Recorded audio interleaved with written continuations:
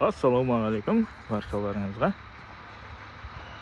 Ko'rib turganlaringizdek SMG katok 2021-жылғы 16 тонналық. Жалпы грунтовочный каток болып аталады. Бұлар грунтовочный катоктардың бәрі бірдей. Скоростары да, жүрістері де ең оңай. Ол правам болсын, болмасын, айдап кете беретін, үйреніп кете беретін жұмыс. Бізде мынандай жер, осындай жерде жұмыс істеп жатырмыз. Яғни біздің жұмыс вибрация қосу, басу, таптау, қайту. Жалпы катокта қалай айдайды, қалай жүргізеді, сол жайлы кішігірім түсіндіріп жіберейін. Өйткені көп адамдар ойлайды екен, бұл катокты айдау қиын деген сияқты. Әрине, білмейтін адам үшін бұл техниканы айдау қиын болып көрінеді. Ал көп созбай ендеше айдау жағын бастап көрейік. Бисмилля. Салоны осылайынан көрінеді.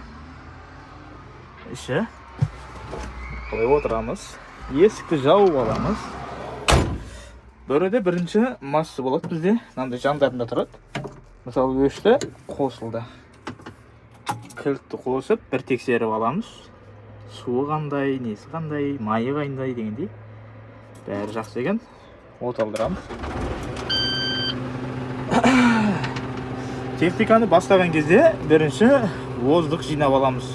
Воздух жинап алып, одан кейін барып қыздырып болғаннан кейін бастаймыз кәдімгі техника машиналар сияқты да. Бұл катокта да сондай. Бұл да сцепление и тормоз и скорость. Бұл да бірінші положение, үшінші положение болады. Заднийда 1 мен 2 болады. Газ мына жанында болады, рычаг. Осыны басып тұрып көтеріледі бұл деген. Көрді, басып тұрып көтерілген кезде оборот көбейеді да бұда. И басып тұрып қайтадан түседі. Ручник как болады. Катоктардың бәрінде осындай болады. Жалпы білетіндер көп адам білмейді екен да. Айдап көрсей, бұлай қылсай десең, мен білмеймін қалай үйренемін дегенде қылады да.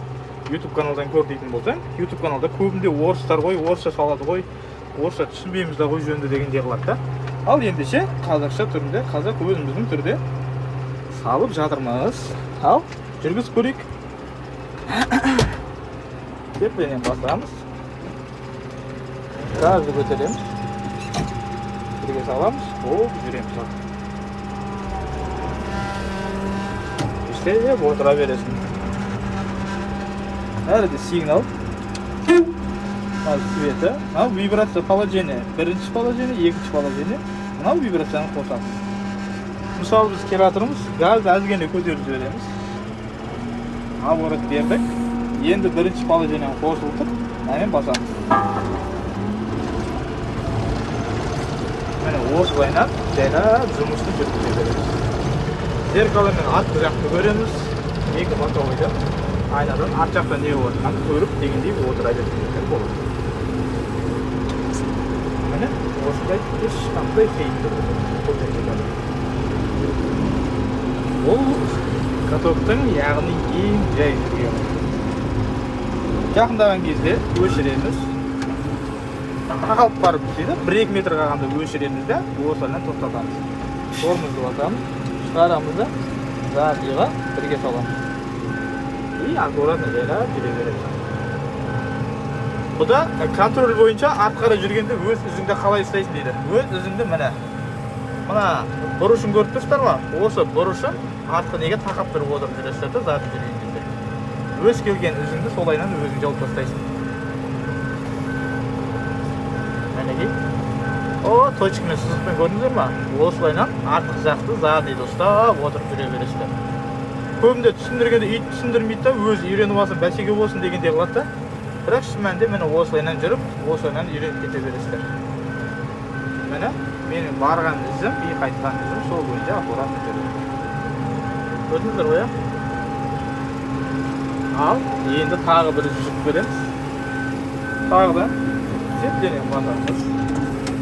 Тормоз басып тоқтаймыз. Скорость бірге саламыз. Жайлап баратын кезде мына ізді қараңыздар. Мына ізді ортаға қарап тұрулаймыз бұлайынан. Осылайынан аламыз да бұлайынан келтіріп аламыз.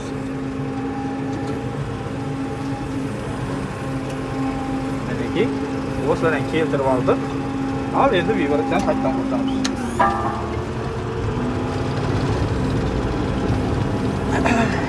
Яғни үлкен кісілер көбінде белім ауырады, осындай деген сияқты қылады да, сондай кісілер үйреніп алу керек бір деп айтылады. Ешқандай, ешкімнен көріп біліп үйренудің қажеті жоқ. Оп-оңай техника. Осылайынан айдап жүре бересіздер. Мына көрдіңіздер ғой, осылайынан алдын ала, мына запасымен бір 30-40 сантиметрде аласыз да, сол бойынша басып жүре бересіздер. Басамыз и обратно қайттан жабып. Мінекей, қазір артқы жақты қайттан ұстап отырамыз. Барған ізімізді қайттан жауып отырамыз ғой қазір. Бізді жоқ қол жеріміз керек қой. Кей кезде бұл жерде із қалады, өйткені су не болмаған кезде де. Опа! Қазір тұратын әрті бірден айтып отыр. Ассалаумағалейкум. Қалайсыз? Наран бір бас жересің бе, су себейін ба?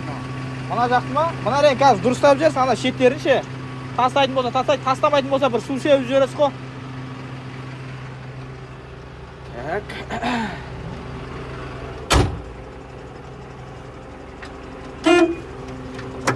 Тастап болды ма екен? Қазір әкеп тастай ма екен, тастамай ма екен? Аха. Болды, болды.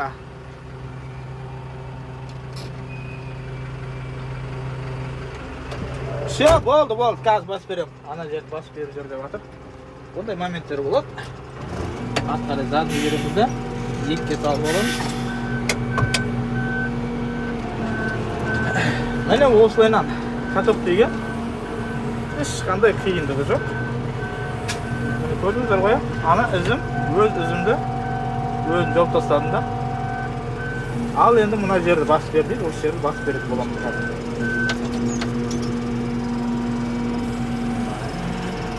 Арендарлаған кезде ана бетонғаларға тиіп кетіп дегенде сындырып дегенде алмау керек.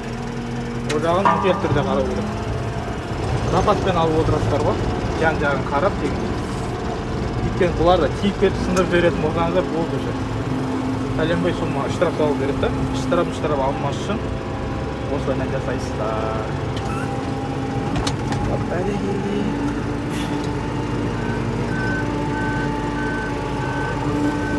Өз киген ізімен қайттан бізді артқары жайлап бұрылып қайтып отыр.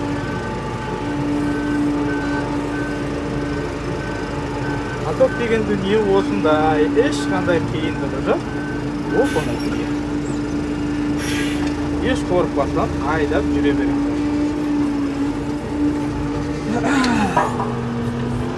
Әркім бір орыстың, басқалардың айтқанын көріп үйренгенше өзіміз қазақ тілінде түсіріп дегенде бастап жария еткен жөн көргеніміз алба.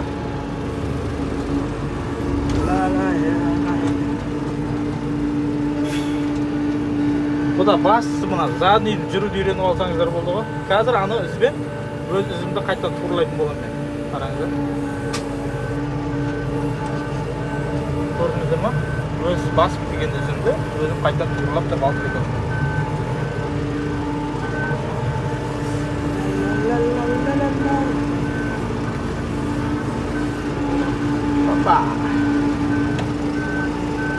Міне осылайынан басып дегендей айдап жүре бересіздер.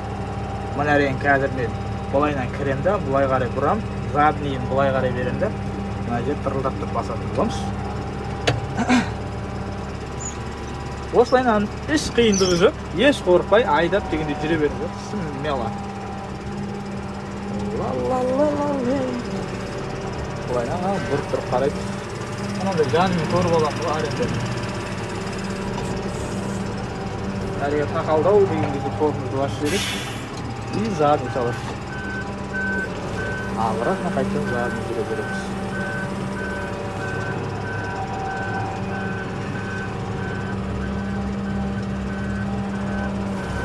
Ал енді әрде бір вибрацияны қосып жібереміз.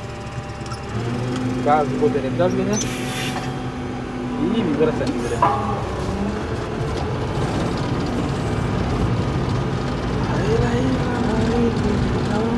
Өшіреміз. Торымызды басып. жай ғана тоқтаймыз да. Скорость задний. Бұндай кездерде тек бірмен ғана саламыз. Екі жақтан ориентир ұстап отырамыз. И жанынан қарап отырамыз. Бетон кетпес үшін. Осылайынан басып жүреміз. Жалпы бұны майлау жағы қандай, ол жағын қандай дейтін болсаңыздар, ол жайында да түсіретін боламын. Қалай майлайды, қалай қояды дегендей. Ол жақтың өзінің отдельно бір видео қалатын боламын. Мынандай жандарды, бетондарды болатын болса, ләжі болса вибрация қоспау керек. Өйткені астыңғы жағында запасной бетоны болуы мүмкін да, сол себепті бұндай жиектерде вибрация көп қосудың қажеті жоқ. Осылайынан орнын қалдамыз и обратно қайтқанымыз.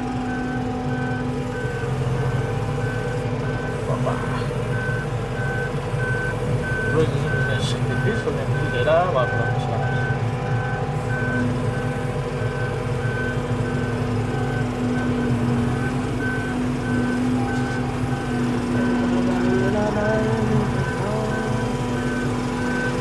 Міне осылайынан көріп жатқандарыңызға рахмет, көп қолдан демеп жатқандарыңызға. Алла істеріңіздің берекесін берсін, табысты және жеңісті болсын. Соңғы айта кететін жайт, өшіретін кезде кілттен емес, мынадай жанында болады, кішкентай рычаг. Осыны жоғары қарай көтересіздер, өзі автоматически өшеді. И кілтті обратно задний қоясыздар и массаны ажыратасыздар.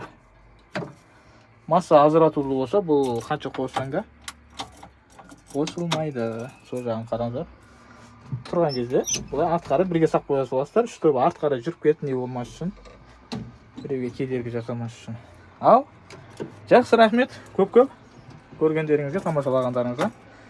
Сіздерге сәттілік, ал біз жұмысты бастаймыз.